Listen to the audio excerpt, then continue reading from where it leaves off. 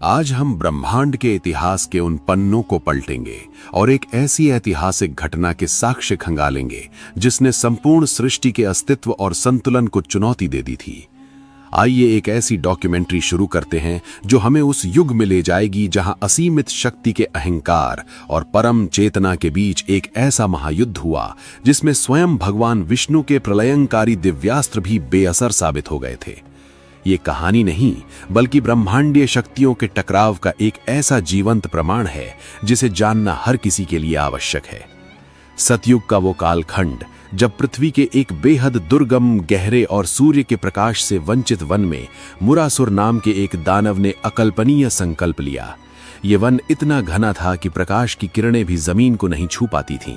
चारों ओर केवल ऊंचे ऊंचे प्राचीन पेड़ों की भयावह छांव और मृत्यु जैसा सन्नाटा पसरा था। मुरासुर की महत्वाकांक्षा केवल पृथ्वी के राजपाट तक सीमित नहीं थी। उसकी लालची आंखें अंतरिक्ष के पार देवराज इंद्र के स्वर्ण सिंहासन और समूचे ब्रह्मांड की सत्ता पर टिकी थीं। उसने एक पुराने विशाल वृक्ष के नीचे एक पैर हवा में मोड़कर खड़े होने का कठोर निर्णय लिया। समय अपनी गति से चलता रहा। भयंकर सर्दियां आईं, पेड़ों के बर्फ की चादर में जम गए। बर्फीली हवाओं ने मुरासुर के शरीर को जमा दिया।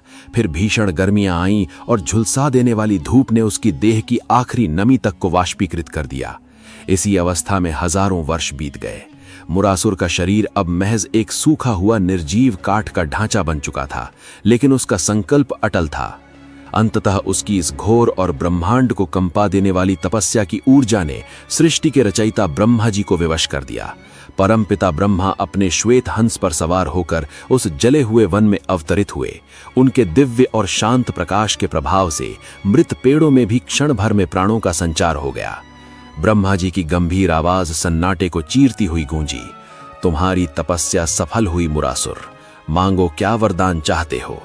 मुरासुर के सूखे और फटे हुए होठों पर एक भयानक और कुटिल मुस्कान तैर गई। उसने अहंकार से भरकर कहा, हे परमपिता, यदि आप प्रसन्न हैं तो मुझे ऐसा वरदान दे कि कोई भी देवता, दानव, गंधर्व या इंसान मुझे कभी मार ना सके। ब्रह्मांड का कोई भी ज्ञात अस्त्र शस्त्र मेरे शरीर का एक बाल भी बांका न कर सके। मैं हर रूप में, हर परिस्थिति में अजेय हो जाऊं।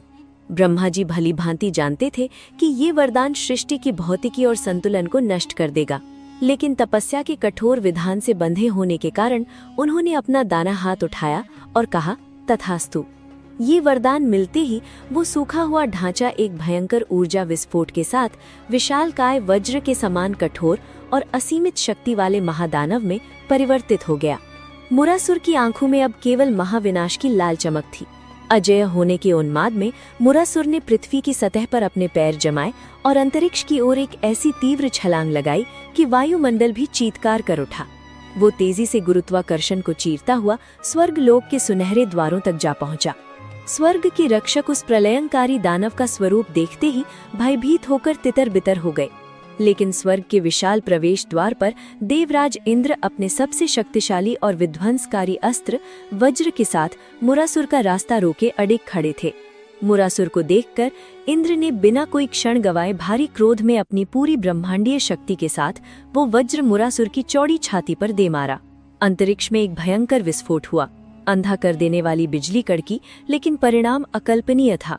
मुरासुर की छाती से टकराते ही वो अजेय वज्र किसी कांच के खिलौने की तरह छिटक कर अनंत अंतरिक्ष में विलीन हो गया। ब्रह्मा जी के वरदान ने मुरासुर के शरीर के चारों ओर एक अभेद्य ऊर्जा कवच का निर्माण कर दिया था, जिस पर वज्र का प्रहार शून्य साबित हुआ। मुरासुर ने एक गगनभेदी अट्टहास किया। उसने तेजी से आगे बढ़कर इंद्र का गला अपने मजबूत हाथों में दबोचा और उन्हें एक ही झटके में हवा में उठाकर स्वर्ग से बाहर अनंत और अंधेरे अंतरिक्ष में फेंक दिया। स्वर्ग के सिंहासन पर अब एक दानव का पूर्ण एकाधिकार था। अपना संपूर्ण साम्राज्य, दिव्य तेज और सिंहासन पल भर में खोने के बाद हताश देवराज इंद्र अंतरिक्ष के गहन अंधकार में बेबस भटक रहे थे। लंबी और पीड़ादायक यात्रा के बाद वे अंततः क्षीर सागर के शांत तट पर पहुंचे। वहां की श्वेत पवित्र लहरों के बीच शेषनाग की विशाल शैया पर सृष्टि के संचालक श्री हरि विष्णु अत्यंत शांति से विश्राम कर रहे थे। इंद्र ने आंसुओं से भरी आंखों के साथ विष्णु जी के चरणों में गिरकर पूरी व्यथा सुनाई कि कैसे अजेय मुरासुर ने स्वर्ग को कुचल दिया है। विष्णु के शांत और निर्मल चेहरे पर कोई घबराहट या तनाव नहीं था, बल्कि एक गहरी समझ और करुणा थी। उन्होंने अत्यंत कोमल स्वर में कहा, धैर्य रखो देवराज, चाहे वरदान कितना भी बड़ा क्यों ना हो, हर अहंकार का अंत एक ब्रह्मांडीय सत्य है। मैं स्वयं मुरासुर का सामना करूंगा। इसके तुरंत बाद अंतरिक्ष के उस अथाह शून्य में भगवान विष्णु और दानव मुरासुर का आमना सामना हुआ। ये दृश्य रोंगटे खड़े कर देने वाला था। एक ओर परम क्रोध से उबलता विशालकाय राक्षस और दूसरी ओर नितांत शांत, सौम्य और निर्भय भगवान श्रीहरि। मुरासुर की कर्कश आवाज अंतरिक्ष में गूंजी, तेरी कोई माया आज मुझ पर काम नहीं करेगी। आज तेरा अंत मैं अपने हाथों से करूंगा। चुपचाप लौट जा वरना मारा जाएगा। भगवान विष्णु ने कोई शाब्दिक उत्तर नहीं दिया, बल्कि युद्ध का शंखनाद कर दिया। उन्होंने अपना दिव्य सारंग धनुष उठाया। प्रत्यंचा खींचते ही उसकी टंकार से आसपास के ग्रह भी कांप उठे। विष्णु जी ने मुरासुर पर चमकते हुए ऊर्जावान बाणों की भारी बारिश कर दी। हजारों बाण प्रकाश की गति से मुरासुर की ओर बढ़े, लेकिन जैसे ही वे मुरासुर के शरीर को छूते, ब्रह्मा जी के वरदान का वो अदृश्य कवच उन्हें उसी क्षण धूल और राख में बदल देता। अपने बाणों को विफल होते देख श्रीहरि ने अपनी प्रलयंकारी कौमुदकी गदा का आह्वान किया। उन्होंने हवा में गदा घुमाकर मुरासुर के मस्तक पर एक ऐसा प्रचंड प्रहार किया जिससे उत्पन्न प्रघाती तरंगों ने तारों की कक्षाएं तक हिला दी। लेकिन जब ऊर्जा का बवंडर शांत हुआ तो मुरासुर अपनी जगह से 1 इंच भी नहीं हिला था। उसे एक खरोंच तक नहीं आई। मुरासुर की राक्षसी हंसी अंतरिक्ष के सन्नाटे को और भी खौफनाक बना रही थी। युद्ध अब अपने चरम पर पहुंच चुका था और ये स्पष्ट हो गया था कि सामान्य भौतिक और दिव्य अस्त्रों की सीमा समाप्त हो रही है। अब ब्रह्मांड के सबसे शक्तिशाली अस्त्र सुदर्शन चक्र के आह्वान का समय आ गया था। जब सभी अस्त्र शस्त्र उस महादानव मुरासुर के अभेद्य कवच को भेदने में पूरी तरह से विफल हो गए, तब पूरे ब्रह्मांड में एक अजीब सा सन्नाटा छा गया। भगवान विष्णु ने अपनी उंगली पर अपनी सबसे अचूक, प्रलयकारी और असीमित ऊर्जा वाले अस्त्र सुदर्शन चक्र का आह्वान किया। सुदर्शन चक्र की प्रकट होते ही अंतरिक्ष का वो अंधकार हजारों सूर्यों की भयंकर गर्मी और चकाचौंध कर देने वाली तेज चमक से भर गया। पूरे अंतरिक्ष में एक उग्र लाल रोशनी फैल गई, मानो कोई सुपरनोवा विस्फोट हुआ हो। सुदर्शन चक्र तीव्र गति से मुरासुर की गर्दन को धड़ से अलग करने के लिए आगे बढ़ा। चक्र की गति इतनी तेज थी कि अंतरिक्ष का समय और गुरुत्वाकर्षण भी उसके आगे बौना लग रहा था। लेकिन जैसे ही वो प्रलयकारी चक्र मुरासुर की गर्दन से टकराने वाला था, ब्रह्मा जी के वरदान की वो रहस्यमयी और अदृश्य शक्ति फिर से एक ढाल बनकर बीच में आ गई। ब्रह्मांड का सबसे शक्तिशाली अस्त्र सुदर्शन चक्र बिना कोई नुकसान पहुंचाए केवल मुरासुर के शरीर को छूकर वापस भगवान श्री हरि की उंगली पर लौट आया। ये क्षण पूरे ब्रह्मांड के लिए स्तब्ध कर देने वाला था। मुरासुर का अहंकार अब अपनी चरम सीमा को पार कर चुका था। वो जोर जोर से हंसने लगा। उसे लगा कि अब उसे हराने वाला कोई नहीं है। सुदर्शन चक्र की विफलता को देखकर भगवान विष्णु तुरंत समझ गए कि इस मौजूदा ब्रह्मांड का कोई भी अस्त्र या शक्ति मुरासुर का वध नहीं कर सकती, क्योंकि वे सभी ब्रह्मा जी के उस वरदान के नियमों से बंधे हुए हैं। इस अभेद्य सुरक्षा चक्र को तोड़ने के लिए किसी ऐसी नई और अकल्पनीय ऊर्जा की आवश्यकता थी जिसका जन्म अभी तक इस सृष्टि में हुआ ही न हो। एक ऐसी शक्ति जो वरदान के नियमों से पूरी तरह बाहर हो। प्रभु ने तुरंत एक अत्यंत गहरी और रहस्यमयी रणनीति बनाई। युद्ध के मैदान में मुरासुर को उसी के अहंकार में छोड़कर भगवान विष्णु अचानक मुड़े और प्रकाश की गति से सीधे पृथ्वी की ओर चल पड़े। अंतरिक्ष से तेजी से वायुमंडल को चीरते हुए श्रीहरि सीधे भारतवर्ष के हिमालय में स्थित बद्रीनाथ की बर्फीली और सुनसान वादियों में आ उतरे। चारों ओर सिर्फ बर्फ से ढके ऊंचे ऊंचे पहाड़ थे और हड्डियों को गला देने वाली भयानक सर्द हवाएं चल रही थीं। ये स्थान दुनिया की नजरों से पूरी तरह छिपा हुआ था। इन्हीं दुर्गम पहाड़ों के बीच एक बहुत ही एकांत, प्राचीन और रहस्यमयी गुफा स्थित थी, जिसे सिंहावती के नाम से जाना जाता था। गुफा के अंदर एकदम गहरा अंधकार और मृत्यु जैसी शांति थी। भगवान विष्णु ने अपने सभी अस्त्र शस्त्र, शंख, चक्र, गदा और पद्म गुफा के बाहर ही छोड़ दिए। वे निहत्थे गुफा के अंदर गए, एक ठंडी और समतल चट्टान पर लेटे और उन्होंने अपनी आंखें बंद कर लीं। ये कोई सामान्य विश्राम या नींद नहीं थी। भगवान विष्णु जानबूझकर अपनी सांसों की गति और हृदय की धड़कन को रोककर एक अत्यंत गहरी और रहस्यमयी योग निद्रा में चले गए थे। वे अपने ही भीतर, अपनी ही चेतना की गहराइयों में एक बिल्कुल नई और अकल्पनीय ऊर्जा को जन्म देने की प्रक्रिया में प्रवेश कर चुके थे। एक ऐसी ऊर्जा जो सृष्टि के हर भौतिक और अभौतिक नियम से परे थी। उधर अंतरिक्ष में जब मुरासुर ने देखा कि विष्णु युद्ध का मैदान छोड़कर चले गए हैं, तो उसका अहंकार 7वें आसमान पर पहुंच गया। उसकी सीमित बुद्धि को लगा कि भगवान उससे डरकर अपनी जान बचाने के लिए भाग रहे हैं। विजय के उन्माद में अंधा मुरासुर तेजी से उनका पीछा करता हुआ हिमालय की उस सिंघावती गुफा तक आ पहुंचा। गुफा के अंदर दाखिल होते ही उसकी लाल आंखों ने देखा कि विष्णु बिना किसी हथियार के बिल्कुल निहत्थे और बहुत ही शांत अवस्था में सो रहे हैं। मुरासुर के चेहरे पर क्रूरता छा गई। उसने अपनी भारी, धारदार और विशालकाय तलवार दोनों हाथों से ऊपर उठाई और सोए हुए भगवान की गर्दन उड़ाने के लिए अपनी पूरी दानवी ताकत के साथ तैयार हो गया। सिंघावती गुफा के उस घने अंधकार में मुरासुर के चेहरे पर विजय की क्रूर मुस्कान थी।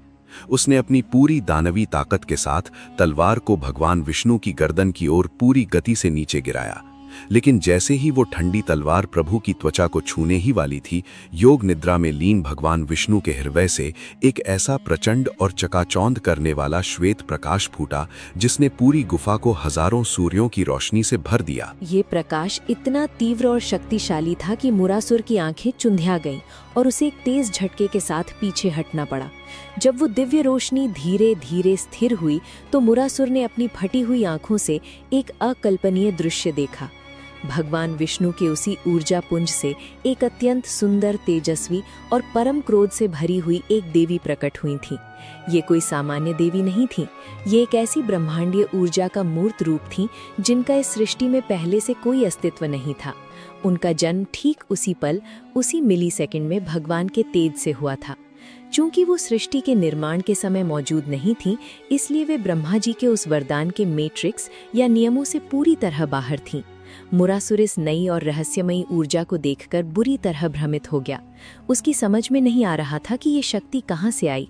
वो कुछ सोच पाता उससे पहले ही देवी ने एक ऐसी प्रलयंकारी दहाड़ मारी जिससे न केवल वो गहरी गुफा बल्कि बाहर का विशाल हिमालय पर्वत भी किसी भयानक भूकंप की तरह कांप उठा। बौखलाहट, भय और गुस्से में अंधे होकर मुरासुर ने अपनी भारी तलवार से देवी पर पूरी ताकत से जानलेवा प्रहार किया, लेकिन देवी ने बहुत ही फुर्ती और सहजता से उस प्रहार को अपनी दिव्य ढाल पर रोक लिया। मुरासुर का वो प्रहार जो तारों को काट सकता था, देवी के सामने निरर्थक साबित हुआ। अब देवी की बारी थी। देवी की शक्ति बिल्कुल नई, असीमित और वरदान के हर नियम से मुक्त थी। देवी हवा में उछली और अपनी पूरी ब्रह्मांडीय शक्ति के साथ अपनी दिव्य और चमकती हुई तलवार मुरासुर की गर्दन पर चला दी। इस बार समय रुक गया। ब्रह्मा जी का कोई भी अदृश्य कवच या वरदान मुरासुर को नहीं बचा सका। मुरासुर का सिर एक ही झटके में धड़ से अलग होकर दूर जा गिरा। ब्रह्मांड को थर्रा देने वाला वो अजेय महादानव अपने ही अहंकार के बोझ तले दबकर हमेशा के लिए शांत हो गया। मुरासुर के निर्जीव धड़ के जमीन पर गिरते ही भगवान विष्णु की योग निद्रा टूट गई। उन्होंने अपनी आंखें खोली और उठकर देखा कि उनके सामने मुरासुर का अंत हो चुका है और वो दिव्य देवी अत्यंत विनम्रता से हाथ जोड़े उनके समक्ष खड़ी हैं।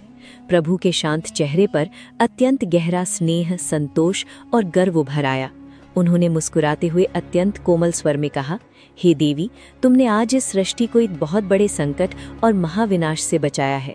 तुम्हारा जन्म मेरी ही शक्तियों से चंद्रमा मास की 11वीं तिथि को हुआ है। इसलिए आज से ये पूरा ब्रह्मांड तुम्हें एकादशी के नाम से जानेगा और पूजेगा। भगवान विष्णु ने देवी एकादशी को ये परम वरदान दिया कि जो भी भक्त सच्चे मन से उनका ध्यान करेगा, उसके जीवन के सभी पाप, कष्ट और नकारात्मक ऊर्जा हमेशा के लिए नष्ट हो जाएगी और उसे मोक्ष की प्राप्ति होगी। भगवान विष्णु की इस अद्भुत और रहस्यमय लीला से संपूर्ण ब्रह्मांड को मुरासुर के आतंक से हमेशा के लिए मुक्ति मिल गई। स्वर्ग पर पुनः देवताओं का अधिकार हुआ और सृष्टि का बिगड़ा हुआ संतुलन फिर से स्थापित हो गया।